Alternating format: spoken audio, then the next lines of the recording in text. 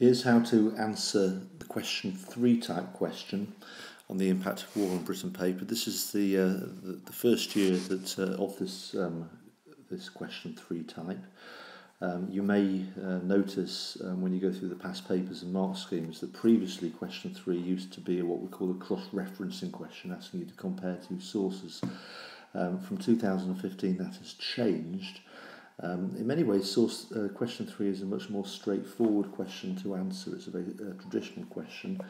What it is basically testing here, and we'll use this example, so it's question 3.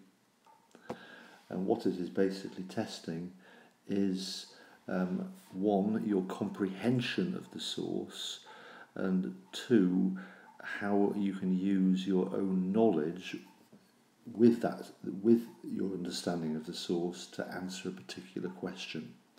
So in this particular example, we're using a source from World War I, and it's about the conscientious objectors. As you now, that has changed, and that just highlight that is now with 2015. It is actually 10 marks. Okay, 10 marks. So that is a mistake. Apologies about that. 10 marks. 15 minutes though is correct. Okay, 1.5 minutes per mark. So you should be spending 15 minutes on this particular question. So it will be a paragraph question. The question is, how were conscientious objectors treated by the British authorities during World War I? Explain your answer using source B and your own knowledge.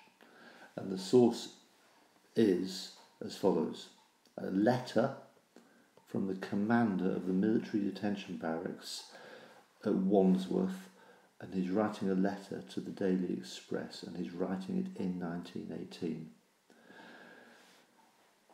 And he says, I had them placed in special rooms, nude, but with their full army kit for them to put on as soon as they wished. There were no blankets left in the rooms, which were quite bare. Several of the men held out naked for several hours, but they gradually accepted the inevitable. 40 of the conscientious objectors who passed through my hands are now quite willing soldiers. Okay, so look at that question again. How were conscientious objectors treated by the British authorities during World War I? And you're told to answer the question using the source and using your own knowledge. Now, before we look at the model answer, a quick word about own knowledge. Many candidates are rather complacent and relaxed in their preparation for the impact of war paper because they think, it's a sources question, it's easy. That has never been the case. There's always been a big requirement to include precise own knowledge, just as you do with Germany and medicine, so therefore you have to learn it. But particularly from 2015 onwards, that requirement has really stepped up. Previously, the own knowledge used to be mainly in the last question, to some extent in question 4, but now with the new question 3 is very much focusing on own knowledge. So I'm going to pull back and show you an example of an answer to this particular question. And a quick glance at the answer, you can see the words in red. Now those words in red are all precise own knowledge. It's material that you will have had to learn to be able to write this answer. The words in red are not in the source. This is own knowledge that you will have revised. So whatever question you get on question 3 this year, very strong focus on own knowledge. You need to be peppering your answer with lots and lots of precise facts. So I'll take you through how to do this. Okay, so you can immediately see 3 paragraphs. So learn the structure. Just learn it off by heart and basically follow this. So paragraph 1. If you look at the right-hand side, it explains what the purpose of the paragraph is. The key focus of the paragraph is to place the source into context using your own knowledge. Okay, show that awareness of how the source fits into the big picture. Use dates and key terms to do this. Okay, so again, pulling back, you've got lots of little clues there. It's obviously about conscientious objectors. It's about the year 1918. So clearly you need to be showing knowledge about what conscientious objectors were. Use your own knowledge in that first paragraph. Just get that out of your system. Tell the examiner, make it very clear that you understand what conscientious objectors were. So let's have a look at that first paragraph. Conscientious objectors, own knowledge, also known as conchies. That's not in the source, you've put that in. They were men who objected to conscription. Okay, so you've got to use that word conscription.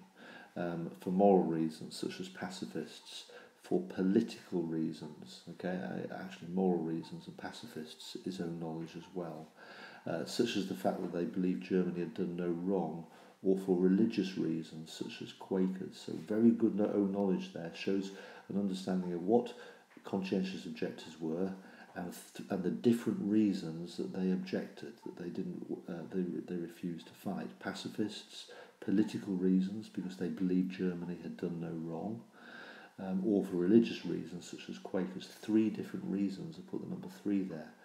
So it's a well-developed point with precise own knowledge, plus that key fact they were nicknamed conchies.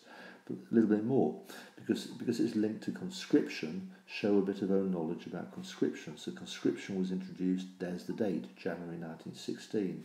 The name of the law, the Military Service Act. What it did, it made all unmarried men between the ages of 18 and 41, very precise knowledge there, it's not generalised, liable for service in the armed forces. When it was extended in May 1916 to include married men, the number of conscientious objectors increased. In total, about 16,000 men refused. So lots of statistics, the name of a law, key dates, 3 different reasons why conscientious objectors refused to fight. Now, what you then do in the next paragraph, so just going through the theme of the paragraph, so paragraph 1 puts it into context. Paragraph 2 does exactly what you did in question 1. In other words, what can you learn from the source about conscientious objectors and why they objected? Okay, so what you're basically doing here is you're making inferences, and you write that paragraph exactly the same as you did with question 1. So answer the question as you would answer it with question 1. Okay, so remember the way we did question 1? We've already done one example. Okay, so just to start the paragraph, just simply almost repeat what the source is. So source B is a letter written in 1918 by the commander to a national newspaper. It gives evidence of the way in which the conchies were treated. So you're clearly setting up that paragraph, you're making clear what you're going to do in that paragraph. So you're saying, I'm going to use this source to answer the question. So you're showing your comprehension, which is what the examiner is looking for. You're showing your comprehension of the source. And then it's exactly the same. Notice, firstly, secondly, okay, those are the inferences. It suggests that, and in fact further down there's a third one, it also suggests that. So there are 3 inferences in that answer. And remember the approach, the way to answer, to do inferences, you do 2 sentences. Firstly, it suggests that, you give your inference, and then the second sentence, for example. Okay. Secondly, it suggests that, and then for example. Okay. So you make your inference and you back it up with precise evidence from the source. So that's ticking that particular box in the mark scheme, because the mark scheme clearly says that you've got to show comprehension of the source, and the best way to do that is to make inferences exactly as you do with question 1. Now the final thing the mark scheme very clearly then says is it says you've got to answer that question using your own knowledge. So go back to what the question is. Remember the question is, how were conscientious objectors treated? So what you're now going to do in the final paragraph is you're going to answer that question again, but you're going to do it from your own knowledge. So you make it very, very clear what the purpose of the paragraph is. From my own knowledge, it is certainly true that conscientious objectors were brutally treated. So you're developing, you're expanding what you have done in question 1. So in paragraph 2. In paragraph 2 you've answered the question using the source, and now you're doing it with your own knowledge. And again, look how much own knowledge is put in there to answer that question. Okay, so from my own knowledge, Every conchi had to appear before a military tribunal to prove that they deserved to be exempt. Most, there's some statistics, approximately 9,500 were exempt from combat roles, but were given even more dangerous non-combat jobs such as stretcher bearers in no man's land. The remainder who refused to serve were known as absolutists. Most of these were sent to prison, where they were treated cruelly. For example, at a detention centre near Aberdeen, many prisoners died of pneumonia, housed in cold, damp tents, had mental breakdowns. And there is a good example of brutal treatment. There was a famous case known as the Richmond 16, who were sent against their will to France with the non-combatant corps in June 1916 as a date. They were sentenced to death for refusing to obey orders, although this was later changed to 10 years hard labour.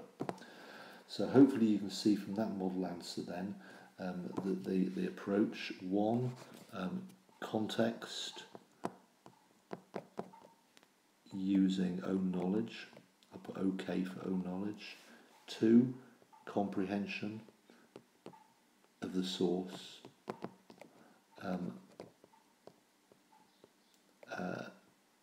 Making inference, using inferences as you do with question 1. And then thirdly, own knowledge.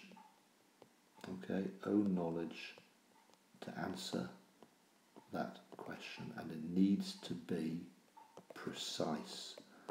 Okay, conclusion, no escaping the fact. With this particular question, with this particular paper generally, you, exactly as with Germany and medicine, you've got to learn the details. You have to do some real concentrated hard revision, learning the dates and the facts for every single lesson that you had on this particular impact of war topic. Hopefully that was helpful to you.